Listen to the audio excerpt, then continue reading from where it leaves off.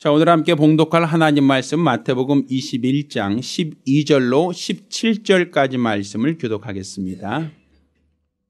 함께 봉독하실 하나님 말씀은 마태복음 21장 12절로 17절까지 말씀을 교독합니다.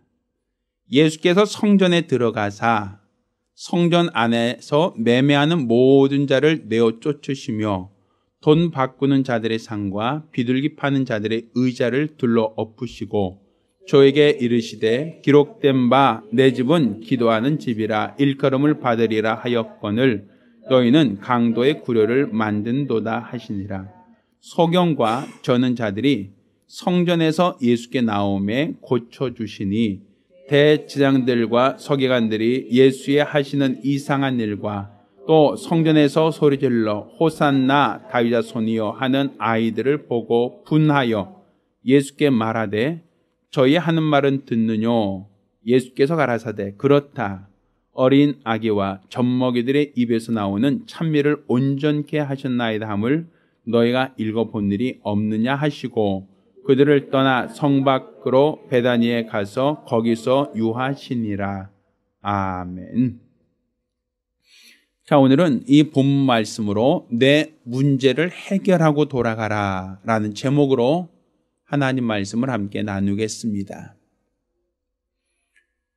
하나님은 우리의 기도를 들으시고 또한 그 기도를 응답하시는 유일하신 분이십니다. 지금 우리가 하나님을 믿는다라고 하는 것, 지금 우리가 하나님을 믿고 의지한다라고 하는 그 대상은 바로 우리의 기도를 들으시는 분, 우리의 기도를 듣고 응답하시는 분이라고 하는 이 믿음이 우리 안에 있어야 됩니다. 사실 우리가 하나님께 기도하고 또 하나님께 기도하여 응답받는 신앙생활을 하고 있습니다. 그렇지만 이렇게 기도한다라고 하는 이 기도는 우리 기독교에만 있는 고유한 전통이 아니라 세상에 있는 모든 종교들도 기도와 유사한 방법의 종교 행위를 하고 있습니다. 불교에서도 불상 앞에 사람들이 머리를 조아리며 하루에도 몇 번씩 절을 하며 치성을 드리고 정성을 드립니다.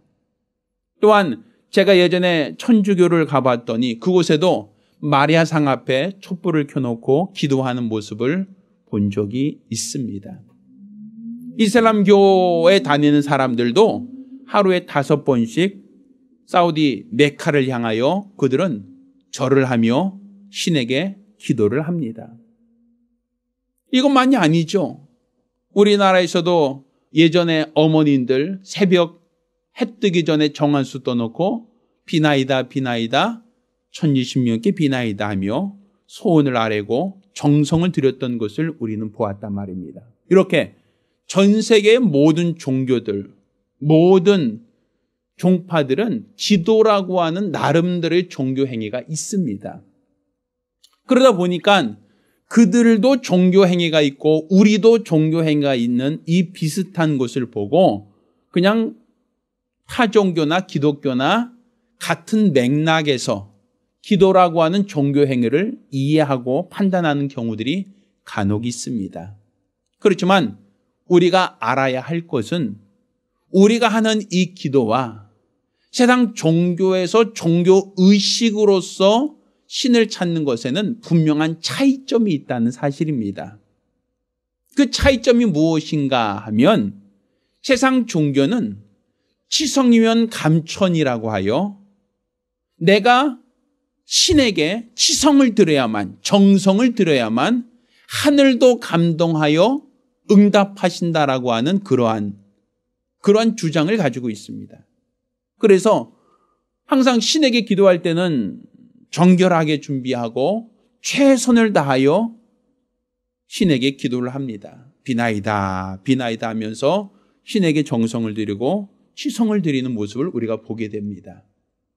반면 우리가 하는 이 기도는 치성과 정성을 드림으로써 응답을 받는 종교가 아닙니다. 우리는 권리를 가지고 기도하는 겁니다. 하나님께서 우리의 기도를 들어주시겠다는 약속을 가지고 기도한다는 것이 차이점입니다. 그러면 이런 차이점이 뭐 그렇게 크게 대단하냐? 이게 뭐 대충 비슷해 보이는데 그게 무슨 차이냐라고 말할 수 있을지 모릅니다. 그렇지만 이것은 엄청난 차이입니다. 아마 여러분이 지금 어떤 사업을 하다가 혹은 어떤 일을 하다가 급히 돈이 필요할 때 여러분은 당장 구할 데가 없으면 우리는 은행에 가서 은행에 대출을 요청할 때가 있을 겁니다. 저 역시도 대출을 받아봤고 또 저 역시도 은행에 다니면서 돈을 인출해 봤습니다만 대출할 때 대출기에 있는 사람에게 사정하고 그에게 읍소를 하고 그에게 어떤 정성을 들이면 그 사람이 대출을 해주냐 하면 그렇진 않습니다. 매일매일 찾아가서 그 사람을 귀찮게 하고 그 사람에게 사정을 얘기하고 그 사람에게 좀 제발 빕니다. 제발 좀 도와달라고 그렇게 계속 부탁을 해야 그 사람이 그 정성에 탐복하여 도와주는 게 아니란 말이죠. 그 사람은 정해진 규칙에 따라서 대출을 해줄 뿐이지 그냥 사정한다고 하여 신용불량자에게도 아니면 상환 능력이 없는 사람에게도 그냥 뭐 내 돈 아닙니까? 그냥 알아서 쓰세요라고 그렇게 주지는 않는단 말입니다. 내가 사정이 부족하고 정성이 부족해서가 아니라 그 사람은 정성을 다하여 부탁하고 사정을 말한 사람에게 도와주는 게 아니라 권리가 있는 사람, 자격이 있는 사람에게 돈을 주는 것뿐이란 얘기죠. 그렇지만 반대로 내가 내 통장에 돈을 입금하고 있는 그 사람이 은행에 가서 돈을 찾겠다라고 할 때는 사정할 것도 없습니다. 그 사람에게 부탁합니다라고 부탁을 할 것도 없습니다. 그냥 내 돈을 찾으러 갔을 때는 그 사람에게 사정하거나 부탁하거나 그 사람에게 어떤 뭐 서류를 떼어주고 뭐 어떤 이렇게 그 사람에게 요구하는 것을 다 들어줄 이유도 없다는 얘기죠. 내 통장과 도장만 가져가면 됩니다.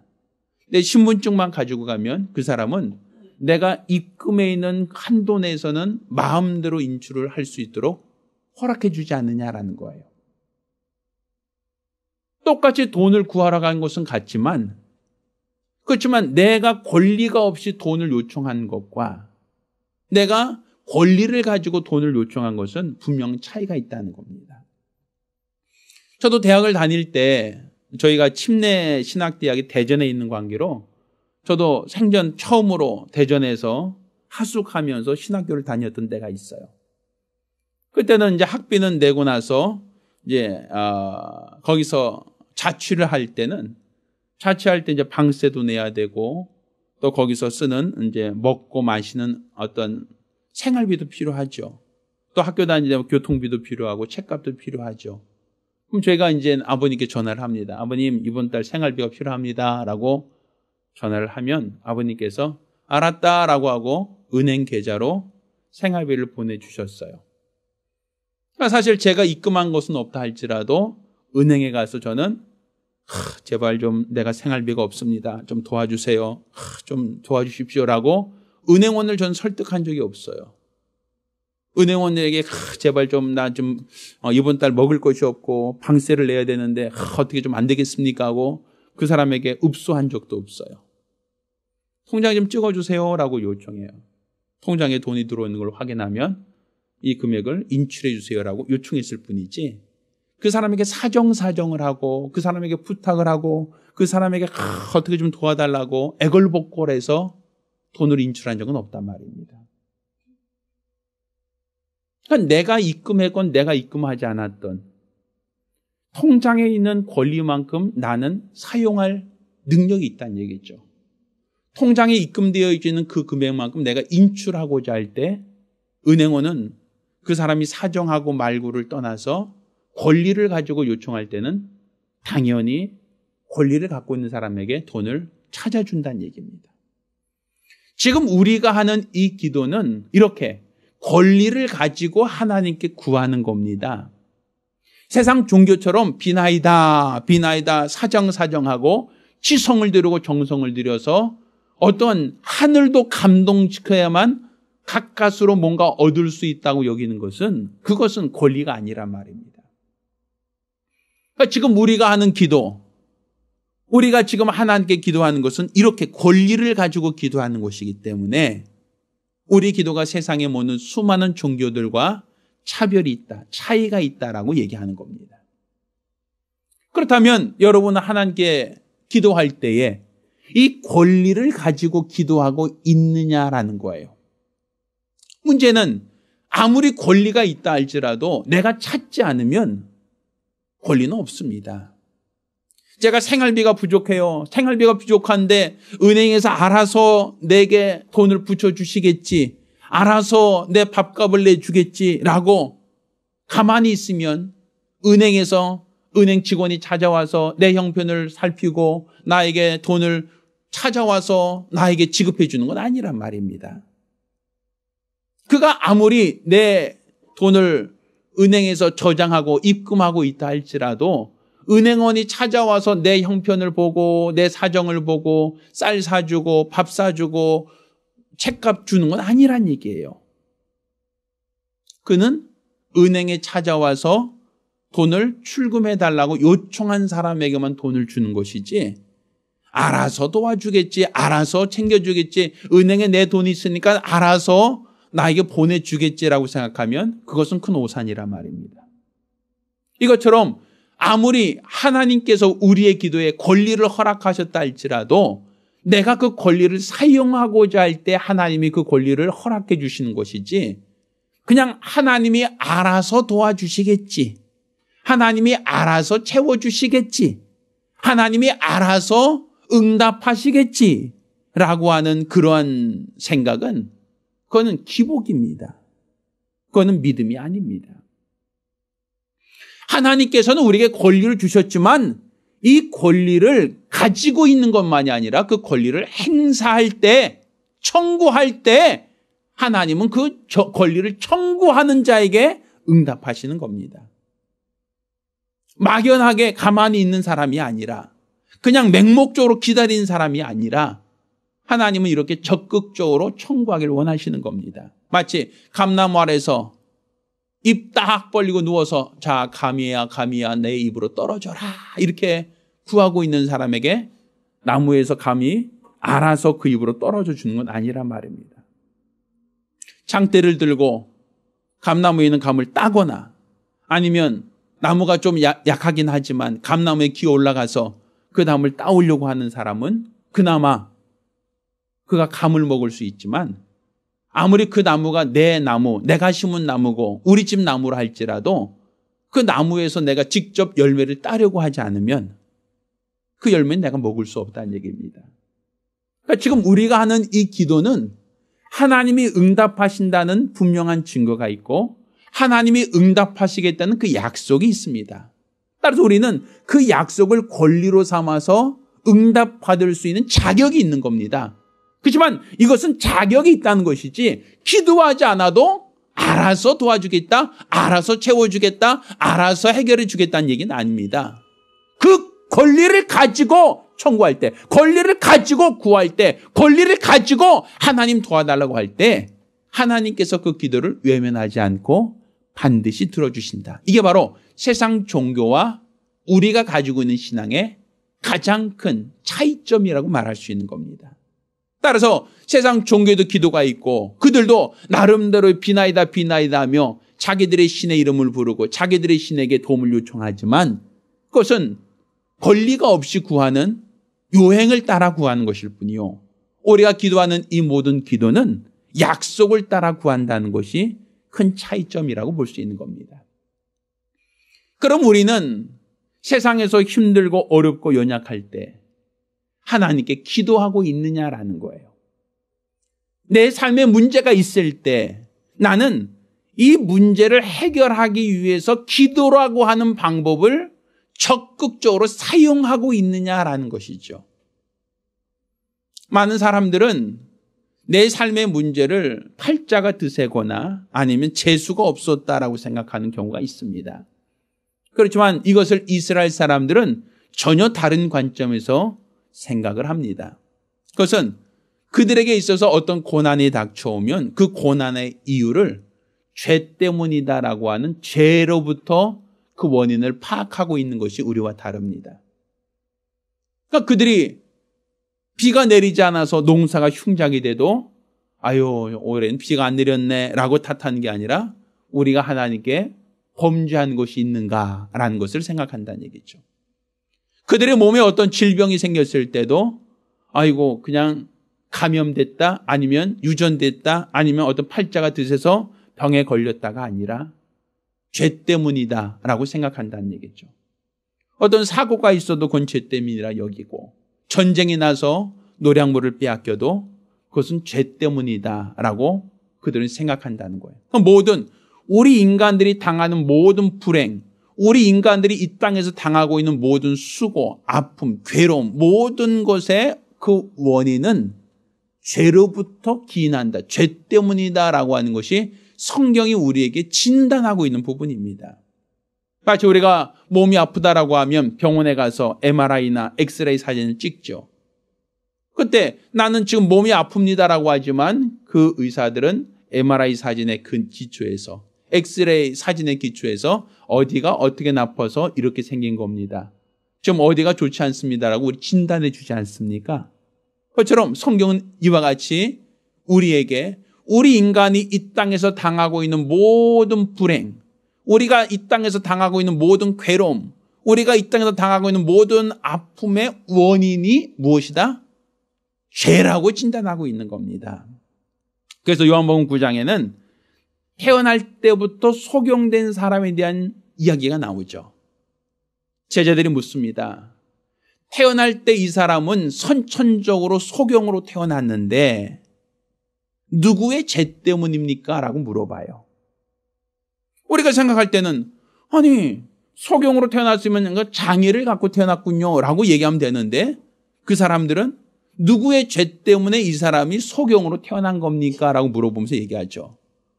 분명 소경이라고 하는 이 증상은 죄의 결과물인데 그러면 이 사람이 태어날 때부터 소경이었으니까 엄마 뱃속에 있을 때 이 아이가 죄를 지은 겁니까? 하고 물어보는 거죠. 또 엄마 뱃속에서 무슨 아이가 죄를 지을 게 있겠습니까? 근데 왜 이 사람은 소경이죠? 물어보는 거죠.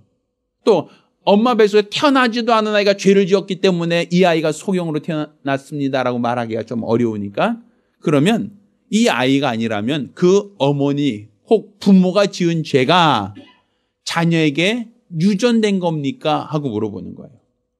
그래서 율법에는 부모의 죄를 자녀에게 그 죄값을 청구하지 말게 되어 있거든요. 그러니까 부모가 죄를 지었다고 해서 자녀에게 징계, 형벌이 나타나는 것을 율법은 허락하지 않거든요. 그러니 그것도 말이 안 된단 말입니다. 율법으로 비해 본다면. 그러니까 이제 제자들이 궁금한 거예요. 아니 이 사람 보면 소경이라는 것은 죄가 있어서 소경된 것일 터인데 이 사람은 뱃속에서 죄를 지은 겁니까? 아니면 부모가 지은 죄를 때문에 이 사람이 소경된 겁니까? 하고 묻는 것이죠. 이것처럼 어떤 증상이 있을 때 이 증상의 원인을 성경은 뭐로 얘기하고 있는 겁니까? 죄라고 얘기하고 있는 거예요. 또 어떤 사람들이 중풍병자를 예수께 데려온 적이 있었죠. 침상을 메고서 할 때 사람들이 너무 많으므로 지붕을 뜯어내고 그 중풍병자의 침상을 아래로 줄을 매달아 내려서 예수님께 그 사람을 고쳐달라고 했던 장면이 나옵니다. 그때 예수님께서 뭐라고 말씀하시냐면 내 죄사함 받았느니라 이렇게부터 얘기하시죠. 사람들은 그 사람에게 죄를 사해달라고 데려온 게 아니라 지금 뭐 해달라고 데려온 겁니까? 중풍병자니까 예수님께 아유 이 사람 죽을 날 얼마 안 남았으니까 죄 좀 용서해 주세요 라고 데려온 건 아니겠죠. 그 사람을 지붕을 뜯어내고 침상을 아래로 내려서 이 사람에게 예수님을 만나게 했던 이유는 뭡니까? 중풍병자를 어떻게 해달라? 낫게 해달라, 고쳐달라는 얘기 아니겠습니까? 그런데 예수님께서는 그 중풍병자에게 일어나라 이렇게 먼저 말씀하기 전에 뭐부터 얘기하십니까? 내 죄사함을 받았느니라 이렇게 말씀하신단 말이에요. 그러니까 거기 있던 유대인들이 아니 저 사람 뭐길래 죄를 사하는 거? 아니 지가 뭔데 죄를 사한다고 말하느냐라고 할 때 내가 너에게 죄사함 받으라고 하는 것과 침상을 들고 일어나 걸어가라 하는 말이 어느 것이 쉽겠느냐 하시고 그 사람에게 침상을 들고 일어나 걸어가라 할 때 그 사람이 누웠던 그 침상에서 일어나 침상을 들고 온전한 모습으로 걸어 나갔다. 이렇게 성경 기록하고 있죠. 예수님께서도 이 중풍병자를 고칠 때 뭐부터 해결하셨어요? 죄의 문제부터 건진단 말이에요. 왜? 중풍병자라는 것은 그 원인이 어디서부터 오니까? 죄로부터 오니까. 성경은 이렇게 우리가 당하고 있는 모든 아픔과 수고와 고통의 원인을 항상 어디서 찾고 있어요? 죄에서부터 찾고 있단 말입니다.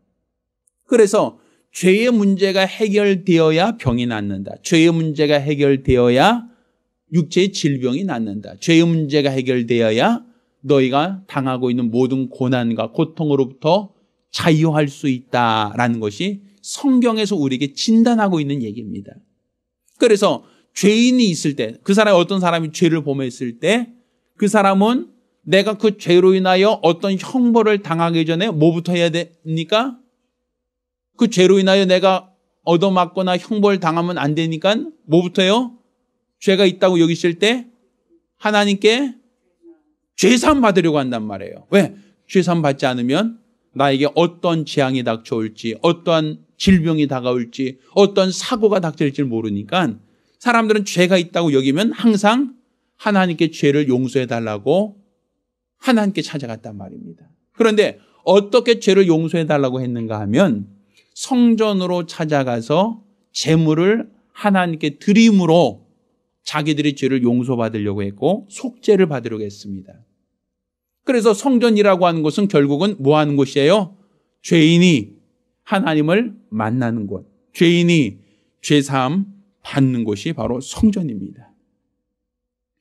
그러니 이스라엘 사람들은 자기가 죄가 있다고 여기거나 혹은 어떤 질병이나 가난이나 아니면 어떤 문제가 있다고 여길 때 어디로 찾아오는 겁니까? 성전으로 찾아오는 거예요. 우리가 성경에서 잘 알고 있는 한나라는 여인이 있죠. 한나라고 하는 사무엘의 어머니가 한나인데 그 여자도 성전에 와서 기도합니다. 뭐라고 기도합니까? 자기가 아이를 낳지 못한 것에 대하여 기도하고 아이를 낳게 해달라고 기도하죠. 그러면 아이를 낳지 못하는 것도 결국에는 뭐가 문제라는 거예요?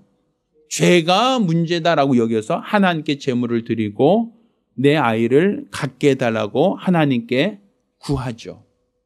그래서 성경은 어떤 문제가 있을 때 그 문제를 해결하기 위한 방법으로 어디를 찾아와요?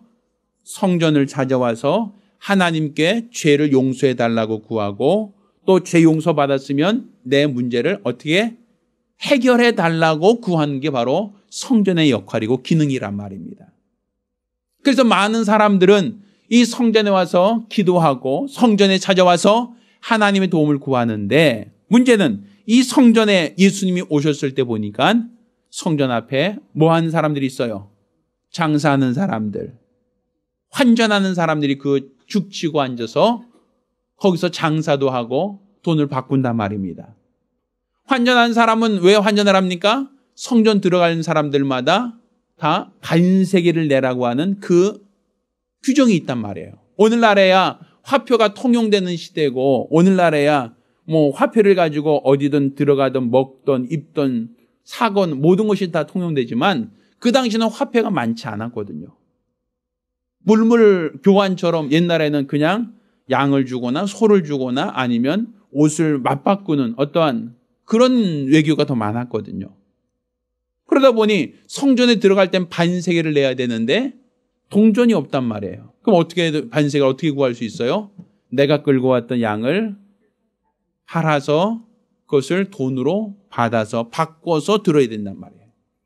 아니면 내가 가지고 있던 어떠한 양털이라든지 아니면 사냥해서 얻었던 고기라든지 다른 것을 내놓고 돈을 바꿔서 성전에 들어갈 수 있는 환전을 하는 거. 이게 바로 환전한 사람들에게 돈 바꾸는 역할을 요구했던 거예요. 그러니까 반세계를 내야 되니까 그 이상을 내면 안 되니까 그러니까 그 사람들은 반세계를 얻기 위해서 양을 주거나 양털을 주거나 다른 어떠한 그것을 내놓고서는 그들이 양털을 구했던 것이 바로 환전한 사람들이고 거기서 짐승을 받은 사람들은 뭐 하는 사람들입니까? 성전에 들어가서 하나님께 제물을 드리려고 하는데 그 제물은 흠없고 점없는 것으로 드려야 되거든요. 그런데 멀리서 끌고 오다 보니까 상처가 날 수도 있고 또 제물이 어떠한 뭔가 부스러움이 있거나 다른 여러 가지 문제가 있어서 제물로 적합하지 않다고 할 때는 현지에서 뭐 해야 돼요? 조달해야 된단 말이에요. 저희 간혹 가다가 소풍 갈 때 집에서 김밥 싸가면 뭐 요 앞에서 우리 김밥 천국 같은 데서 한 2, 3천 원이면 김밥 사갈 수 있죠. 음료수 같은 것도 뭐 비싸지 않게 사갈 수 있죠. 그런데 없이 해수욕장 같은 데 가서 거기서 살려고 하면 가격이 어때요? 바가지 쓰죠? 바가지 요금 있죠? 왜? 현지에서는 김밥 한 줄에 3,000원이 아니라 그 이상을 더 받을 수 있고 음료수 하나가 뭐 여기서는 500원이면 되는 것을 거기서는 1,000원 그 이상을 내야 될 때도 있죠. 이것처럼 성전까지 와서 제사를 드리려고 하는 사람들을 대상으로 해서 제물을 판매하는 사람들이 있었단 말이에요. 그러니까 장사하는 사람들이죠. 그러니까 예수님이 오셔서 가장 먼저 하신 게 뭐냐면 성전에서 이렇게 장사하는 사람들, 환전하는 사람들을 내쫓는 것부터 하셨단 말이에요. 그러면서 하신 말씀이 뭡니까? 내 집은 만민이 기도하는 집이다. 성전은 기도하는 곳이다. 이곳은 너희가 기도하라고 만든 곳이지 너희 장사하라고 만든 곳이 아니다. 그러니까 너희가 여기서 재물을 팔고 환전을 하면서 여기서 너희가 장사치들이 장사하지만 이거는 하나님의 집의 역할이 아니다라는 것이죠. 하나님의 집은 뭐 하는 곳이다? 만민이 기도하는 집이다. 다른 말로 어떤 문제 있는 사람이 하나님께 찾아와서 죄를 해결받고 문제를 해결받고 돌아가는 것이 바로 성전의 역할이고 기능이라는 거예요. 그러니까 성전에 올 땐 죄인으로 왔다 할지라도 제물을 드리고 돌아갈 때는 죄 사함 받고 돌아가야 되고 어떤 질병이나 고통과 가난과 문제가 있는 사람이 성전에 와서 기도하고 돌아갈 때는 그 문제를 해결하고 돌아가는 것이 바로 이 성전의 역할이고 기능이라는 거예요. 그런데 이 성전에서 뭐 하고 있으니까 장사나 하고 있고 그 성전에서 매점매석이나 하고 있으니까 예수님께서 그런 사람들을 책망하고 쫓아낸 거란 말입니다. 자, 그런데 오늘 보면 14절 보니까 이런 표현이 있습니다. 소경과 저는 자들이 성전에서 예수께 나옴에 고쳐주시니 이런 표현이 있죠. 성전에서 누가 나왔다는 얘기예요? 소경과 쩔뚝쩔뚝거리는 저는 자가 나와서 예수께 나오니 예수께서 그들을 고쳐주셨다. 이런 얘기를 하고 있어요. 그래서 성전에서 나왔다는 건 두 가지 이유입니다. 한 가지는 이 사람들이 자기가 소경이고 절뚝발이의 병을 갖고 있으니까 이 병에서부터 뭐 하기 위해서? 치료받기 위해서. 이 병의 원인이 무엇이다? 죄니까. 이 죄의 문제를 해결하고 하나님께 용서받아서 내 병으로부터 치료받으려고 하는 사람이 성전에 나온 사람도 있을 것이고 또 개중에는 눈이 보이지 않고 쩔뚝발이다 보니까 경제활동을 할 수 없어서 지극히 가난해서 감히 성전에 들어가서 제물을 드리고 성전에서 하나님께 죄 용서받고 자기들의 병을 낫게 해달라고 할 그러한 재물이 없으니까 그 앞에서 뭐 하고 있는 사람이겠어요? 성전에 들어가는 사람을 대상으로 하여 구걸하는 사람일 수도 있죠. 그 사람들은 성전에 들어가기 싫다가 아니라 성전에 들어갈 재물이 없으니까 성전에서 하나님께 제물을 드리고 용서를 구하고 자기들의 병이 나아야 되는데 그렇게 할 경제적 여유가 없으니까 지나가는 사람들에게 구걸하거나 적선을 하는 사람일 수도 있겠죠. 어찌하든지 간에 그 사람들은 성전에서 나오는데 예수를 만났단 말입니다. 분명 그 성전은 어떤 곳입니까? 만민이 기도하는 집이라 하였으니 분명 기도하는 곳이에요. 기도하여 자신들의 죄를 하나님께 내려놓는 곳이고 자신들을 짓누르고 있는 모든 저주와 고통도 해결받고 돌아가는 것이 성전이거든요. 그런데 그 사람들이 성전에서 나올 때는 여전히 앞이 보이지 않고 여전히 다리는 절고 있었단 말입니다. 그들이 제물을 드리고 나올 때도 여전히 앞이 보이지 않았다. 재물을 드리고 나올 때도 여전히 절뚝거리고 있었다라고도 말할 수 있고, 혹은 그들은 재물을 드릴 돈이 없어서 그 성전 어귀에서 구걸하던 사람들이기 때문에 결국 그들은 환경이 어려워서, 경제적으로 어려워서 감히 재물을 드리지 못하고 나올 수도 있었다라고도 볼 수 있겠죠. 이유 어찌됐든 그들은 성전에서 나오면서도 여전히 자신들의 문제가 해결되지 않는 상태에 나오고 있단 말입니다. 여전히 보이지 않고 여전히 온전히 걸을 수 없는 연약한 모습으로 성전에서 나오고 있었다는 얘기죠.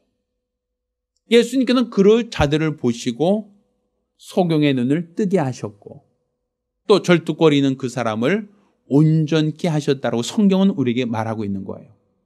그 얘기는 다른 말로 하나님은 뭘 원하신다는 얘기입니까? 최소한 성전에 왔다 돌아가는 사람들은 뭘 원하시는 거예요? 그들의 죄를 용서하고 그들의 병을 낫게 하기를 원하신다는 얘기죠. 그냥 왔다가 문제 해결하지 못하고 그냥 돌아가는 걸 주님이 원하시는 게 아니란 얘기입니다. 그러니까 문제 해결은 나만 원하고 하나님은 원치 않고, 나만 원하고 하나님은 관심이 없는 그런 관계가 아니라는 거예요. 나는 문제를 해결받기 원하는데 하나님은 뒷짐지고 있고, 나는 도와달라고 하는데 하나님은 한눈 팔고 있고, 나는 도와달라고 하는데 하나님은 외면하고 있고, 이런 관계가 아니란 말입니다. 우리 많은 사람들이 기도하면서 오해하고 착각하는 것은 내가 기도하면 하나님이 응답하시겠지라고 할 때 하나님이 적극적으로 뭔가 응답하시겠지라고 생각을 하지만, 그렇지만 내가 기도하면서도 내 문제가 쉽게 해결되지 않고 내 문제가 여전히 나를 고통스럽게 하고 있을 때는 사람들이 기도하다 말고 포기하거나 좌절하거나 절망하는 경우가 얼마나 많으냐는 거예요. 기도하여 바로바로 응답되고 기도하여 바로바로 해결되어진다면 왜 사람들이 기도하지 않겠습니까? 근데 기도해도 별 차이가 없고 기도해도 큰 효용이 없으니까 사람들이 기도하다 지치고 기도하다 체념하는 거 아니겠습니까? 근데 오늘 본문을 보니까 예수님께서는 이렇게 성전에서 나오는 사람들, 그들의 죄사함 받고 문제를 해결받고 어떻게든지 간에 해결받고 나오려고 하는 그 사람들이 여전히 해결받지 못하고 나오는 그 사람들을 향하여 주님은 그들의 문제를 해결해 주기를 원하시는 것을 보게 된단 말이에요. 우리 하나님은 기도하고 돌아가는 사람들이 문제 해결하지 않고 돌아가는 걸 원하지 않는다는 거죠. 연약함을 갖고 왔을 때 주님 앞에 기도하고 돌아간 사람들이 그 문제를 해결하지 못하고 그냥 낙심한 채 돌아가는 것을 그분이 기뻐하지 않으신다는 얘기예요. 그러니까 내가 병 낫기를 위해서 기도하고 문제 해결받기 위해서 기도하는 것은 나만 원하고 하나님은 무관심한 얘기가 아니란 얘기입니다. 내가 원하는 것처럼 주님도 원하시는 거예요. 내가 바라는 것처럼 주님도 그 문제를 해결하기를 원하신다는 얘기입니다. 그러니 우리가 하나님께 나왔을 때는 그냥 되면 좋고 안 되면 어쩔 수 없고요 라고 하는 그런 자세로 기도하는 것은 믿음의 기도라 말할 수 없는 겁니다. 간질하는 아이를 둔 아버지가 예수를 찾아왔죠. 그리고 예수께 말합니다. 할 수 있거든 내 아이를 고쳐주십시오 라고 구하죠. 그때 예수님께서 뭐라고 말씀하십니까? 할 수 있거든이 무슨 말이냐? 믿는 자에게는 늙지 못함이 없느니라 이렇게 말씀하세요. 그때 그 아버지가 뭐라고 얘기합니까? 내가 믿습니다. 나의 믿음 없음을 불쌍히 여겨달라고 그렇게 구하고 그 이후로 예수님이 그 아이를 고치는 장면이 나오죠. 우리가 기도할 때 될까 안 될까라는 어떤 막연한 기대를 갖고 기도하는 것은 믿음의 기도라 말할 수가 없습니다. 우리 하나님은 내가 원하는 것처럼 주님도 원하고 있다는 것, 내가 죄 사함 받기를 원하는 것처럼 주님도 나의 죄를 사하기를 원하고 있고, 내가 죄로 인하여 당하고 있는 모든 고난에서 자유하기를 원하는 것처럼 주님께서도 독생자를 내어주시기까지, 독생자가 채찍에 맞으시기까지, 독생자를 십자가에 매달 죽기에 이르기까지 내 문제를 해결하기를 우리 하나님도 간절히 원하고 있다는 얘기입니다. 그러니 우리가 하나님께 기도하는 것은 그냥 막연한 유행을 따라 구하는 게 아니라 나도 원하고 하나님도 원하신다는 것. 내가 응답받기를 원하는 것만큼 하나님도 응답하기를 원하신다는 이 전제를 갖고 기도해야 됩니다. 우리가 아예 안 되면 어떡하지? 안 될 거야 라고 하는 그런 어떠한 반신반의적인 기도는 결국 하나님의 관심을 끌 수가 없습니다. 지금 나를 힘들게 하고 나를 아프게 하고 나를 괴롭게 하고 나를 어렵게 하는 이 모든 문제가 죄 때문이라는 걸 인정하고 있다면 우리 하나님 앞에 우리의 죄를 내려놓고 우리가 당하고 있는 이 모든 아픔과 수고와 고통으로부터 자유하기를 구하는 자들이 되셔야 됩니다. 그래서 우리가 주 앞에 나올 때는 내 문제를 해결받고 돌아가려고 하는 결심을 갖고 와야 되는 겁니다. 되면 좋고 안 되면 어쩔 수 없습니다라는 그런 막연한 기대는 믿음의 기도라고 말할 수 없습니다. 저희 교회는 항상 번호키로 잠겨져 있어요. 이것은 우리 성도들에게 문을 잠궈두겠다는 의미가 아닙니다. 새벽 기도 시간이든 아니면 우리 수요 예배든 금요 기도이든 주일날이든 정기적인 예배 시간에 와서 예배하고 기도하라는 얘기가 아닙니다. 언제든지 내가 필요할 때마다 언제든지 내가 기도하고 할 때마다 언제든지 저 번호키 문을 열고 들어오라는 거예요. 다른 사람이 내 기도를 듣는 것이 부담스럽습니다. 다른 사람이 내 기도를 들으면 어떡합니까? 라고 부담스럽다면 사람 없을 때 찾아와서 기도하라는 거죠. 어찌하든지 간에 내가 하나님의 이름을 부르고 하나님의 도움을 구하며 하나님의 응답을 구하시라는 겁니다. 그래서 내가 하나님의 응답받고 돌아가길 원한다는 거죠.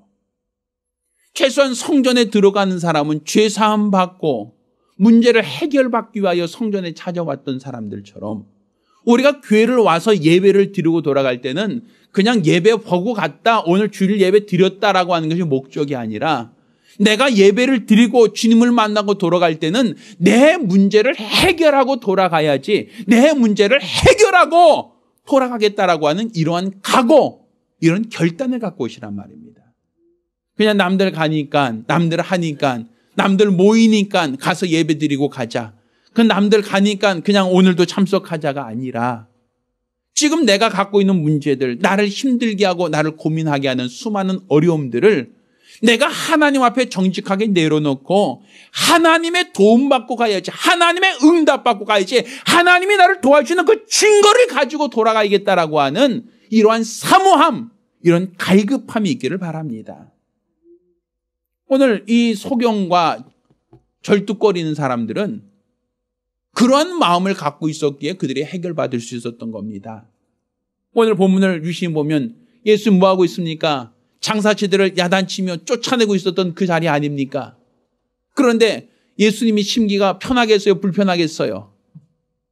예수님이 그 자리에서 사람들 내쫓으면서 내 집은 만민이 기도하는 집인데 너희가 뭐 하고 있느냐? 강도의 구류를 만들었다라고 말씀하실 때 예수님이 심령 어떻겠습니까? 답답하고 화가 나지 않겠습니까? 자, 우리 한번 생각해 보세요. 저도 예전에 이런 일이 있어요. 학교에서 성적표 나오죠. 학창 시절 때. 그럼 부모님 눈치를 살핍니다. 왜 살피죠? 부모님 기분 나쁠 때 성적표를 내놓고 도장 찍어달라고 하면 무슨 말 들어요? 괜히 불똥이 나한테 튀길 수 있죠. 그렇죠? 뭐 부부싸움하고 굉장히 기분이 그 저기압 상태에서 성적표 쭉 내면서 도장 좀요 하면 성적이 올라갔으면 상관없어요. 성적이 좀 떨어지면 너 이거 성적이라고 갖고 왔니? 하면서 어떻게 하겠어요? 그날 괜히 불똥이 튀길 수 있죠. 그러니까 성적표를 내놓더라도 언제 내놔야 돼요? 눈치를 봐서 기분이 좋아 보일 때, 웃음 보기 와요 보면서 웃고 있을 때 그때 슬쩍 내놓고 도장 좀 찍어주세요 라고 해야 그나마 혼을 덜 맞죠? 그렇죠? 보편적으로 그렇지 않나요? 저는 눈치를 잘 봐서 그런지 예전에 그랬던 기억이 나요. 예수님이 지금 성전에서 야단치고 있어요. 장사하는 사람들 내쫓고 있어요. 내 집은 만민이 기도하는 집인데 너희가 지금 강도의 구렬로 만들었다고 화를 내고 있단 말입니다. 그런데 병자들이 와서 예수님 고쳐주세요 라고 얘기하기가 좋겠어요? 편하겠어요? 눈치 보이잖아요. 그런데 그런 눈치를 보지 않아 이 사람들은. 왜? 내가 성전에 왔던 이유는 뭐 때문이니까? 죄사함 받고 내 문제를 해결하고 돌아가길 원했기 때문이죠. 그러니까 예수님이 화났던 기분 나쁘던 어떠하든 간에 지금 나는 주님을 만나러 왔으면 반드시 내 문제를 뭐 하길 원한다? 해결받으려고 하는 그런 갈급함이 있는 겁니다. 우리에게도 그런 마음이 있어야 돼요. 예배 오실 때 그냥 습관적으로 왔다 가지 마시고 내 문제를 해결하고 돌아가야겠다라는 그런 갈급함, 그 열심이 있기를 바랍니다. 내가 그냥 습관적으로 왔다 가는 시간들, 이거는 굉장히 아까운 시간입니다. 내 문제를 해결하고 돌아가자. 내가 예배 드리고 돌아갈 때는 내 연약함, 내 집의 문제, 내 집의 어려운 것들을 해결하고 돌아가야겠다. 이런 갈급함과 사모함을 갖고 예배에 참석하시기를 예수 이름으로 부탁드립니다. 따라서 주님을 만나러 나가는 그 모든 시간들은 그냥 단순한 참여하는 시간이 돼서는 안 됩니다. 주님을 만났으면 내 문제를 해결받고, 주님을 만났으면 내 고통을 해결받고, 주님을 만났으면 내 연약함을 해결받는 시간으로 삼으리라. 이런 마음의 각오와 결단이 있기를 예수 이름으로 축원합니다. 기도하겠습니다. 우리가 기도하실 때 주여, 나로 내가 어렵고 힘들고 괴롭고 좌절되고 절망된 일이 참 많습니다.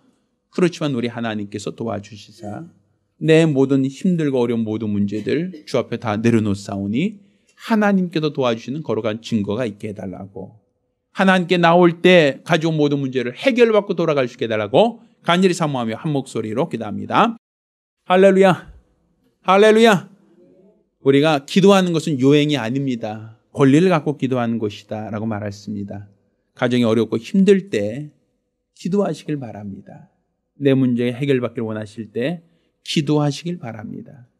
우리 하나님께서 여러분의 기도를 들으시고 응답하신다는 이 사실을 믿고 기도하시기를 예수 이름으로 축원합니다. 이제는 우리 주 예수 그리스도의 은혜와 아버지 하나님의 극진하신 사랑과 보혜사 성령님의 교통하시고 역사하심이 오늘 이와 같이 일평생 하나님의 은혜로 살며 하나님께 기도하여 응답받기로 결심한 우리 모든 성도들과 가정들 위해 이제부터 영까지 함께 있을지어다. 아멘. 우리 하나님께 영광을 돌리겠습니다.